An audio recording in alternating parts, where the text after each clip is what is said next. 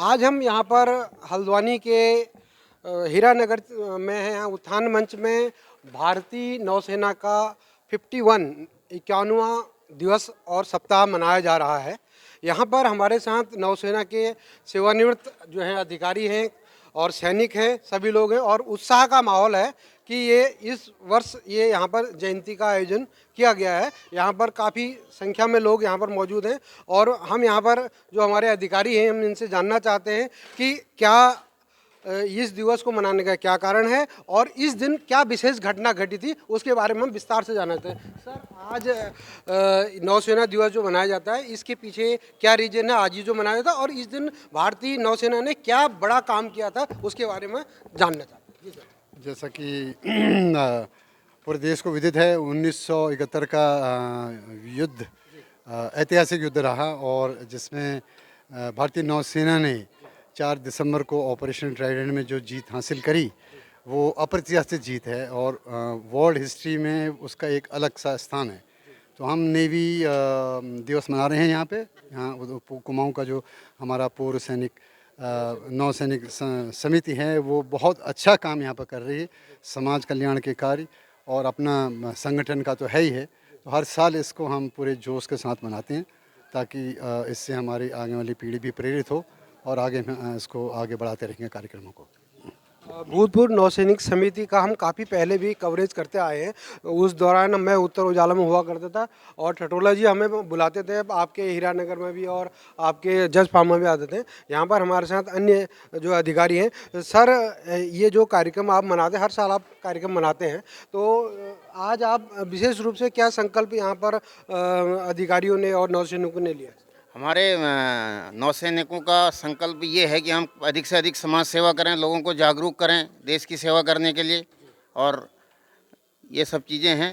बाकी नौसेना दिवस मनाने का तो हमारा उत्साह हर साल ही रहता है। इस साल भी उसी उत्साह से हमने मनाया और लोगों को जागरूक किया।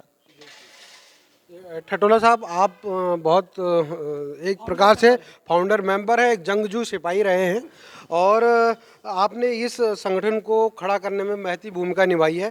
आज ये संगठन विस्तार में है, क्या समझते हैं और क्या सामाजिक कार्य आपके द्वारा किए जाए? धन्यवाद। मैं सच की तोप को नमन करता हूं जिन्होंने हमारा इस संगठन का इंटरव्यू लेने के लिए आप आए हैं। पूर्व नौसैनिक कल्याण समिति को 2002 से पहले कोई नहीं जानता था हल्द्वानी में, कुमाऊं में। तो इसी को मद्देनज़र हम शुरुआत किया 2002 में। उसके बाद धीरे धीरे इसके लोग बढ़ते रहे। 2002 में हमने इसी मंच में इसका शुरुआत की थी और उसके बाद धीरे धीरे हम, जैसा आपने कहा, अभी मुखानी में स्वर्गीय हरक सिंह बिष्ट खड़िया फैक्ट्री के पास हमने 8-9 साल वहाँ समिति का गठन, वहाँ सभाएं की। उसके बाद मेरा एक छोटा सा कार्यालय है, उस कार्यालय में ये समिति का गठन होता था और होते थे।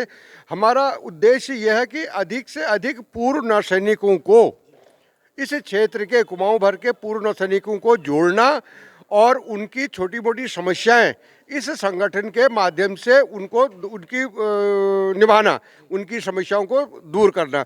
दूसरा छोटा सा संकल्प इस संगठन का ये भी है कि भारतीय नौसेना में कई जहाज, सबमरीन वगैरह होती हैं जिनका नाम दूनागिरी, पर्णागिरी, फलाना फलाना फलाना फलाना होता है।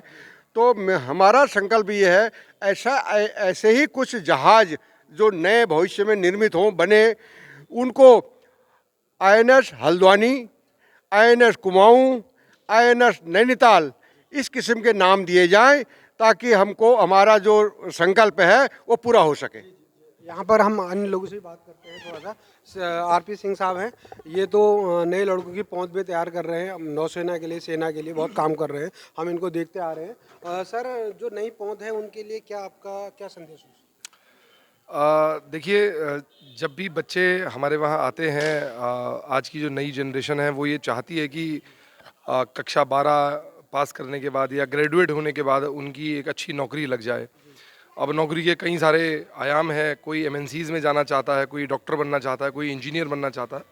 लेकिन आज हमें इस बात के लिए जागरूकता फैलानी चाहिए कि फ़ौज हमें, सेना हमें क्या क्या दे रही है, क्योंकि सर्वोच्च बलिदान देने के लिए और एक साहसिक कार्य करने के लिए, एक हायर लेवल ऑफ डेडिकेशन दिखाने के लिए, सेक्रीफाइस देने के लिए सेना एक बहुत बड़ा प्लेटफॉर्म देती है, जिससे ना केवल आप अपनी आजीविका कमा सकते हैं बल्कि देश के लिए भी बहुत कुछ कर सकते हैं। ऐसा नहीं कि अन्य प्रोफेशन वाले देश के लिए नहीं कुछ कर रहे, लेकिन एक हायर लेवल पर जाके चीज़ों को करना, हर दिवाली और हर दशहरे में घर ना होना एक हायर लेवल ऑफ डेडिकेशन और सेक्रीफाइस को तो ज़रूर दिखाता है।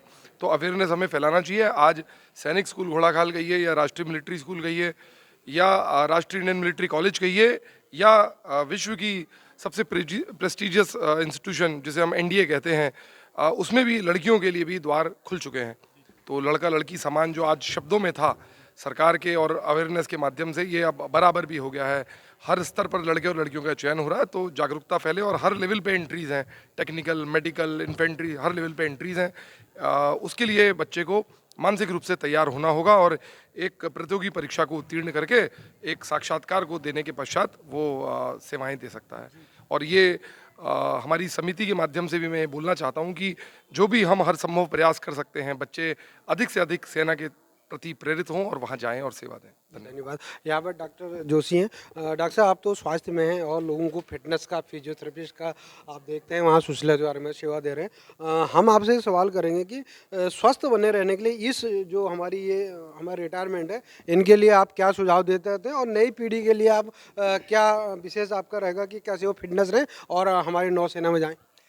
देखिए, फ़ौज में रहना ही अपने आप में एक बहुत बड़ी फ़िटनेस मेंटेन करना होता है। वहाँ पे अगर आप ज़्यादा कुछ अगर हैवी वेट होते हैं, कुछ होते हैं, तो आपको लो मेडिकल कैटेगरी में वहाँ डाला जाता है, जो कि आपके वैसे भी सही नहीं है। तो हर एक फ़ौजी वैसे भी अपने स्वास्थ्य के प्रति जागरूक रहते ही रहते हैं।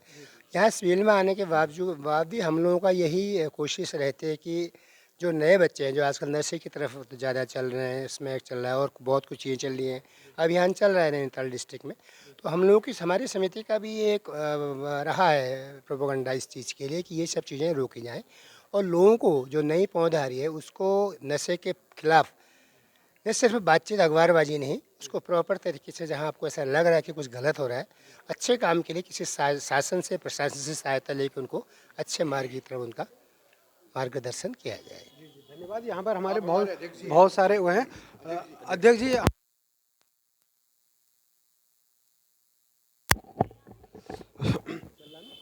अध्यक्ष जी, हम आपसे जानना चाह रहे हैं कि जो आपने ये जो समिति को आपने इतना आगे बढ़ाया है और आपके नेतृत्व में अभी बड़ा अच्छा काम हो रहा है, तो इसको उत्तरोत्तर आगे कैसे बढ़ाएंगे? सबसे पहले मैं तो सच की तोप का धन्यवाद करता हूं हम तक पहुंचने के लिए।